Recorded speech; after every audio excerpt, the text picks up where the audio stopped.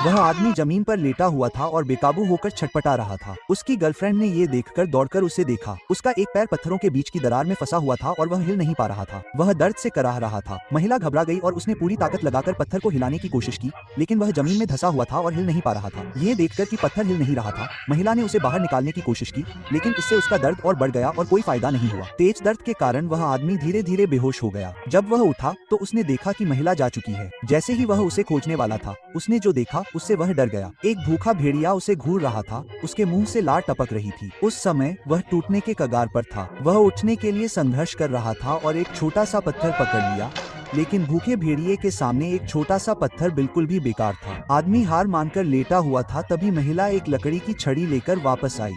भेड़िए ने उसे देखा तो तुरंत मुड़ा और भाग गया। पता चला कि महिला चट्टान को खोलने के लिए लकड़ी ढूंढने गई थी। हालांकि यह विचार बिल्कुल मूर्खतापूर्ण था, फिर भी उसने लकड़ी को दरार में फंसाया और पूरी ताकत से धक्का देने की कोशिश की।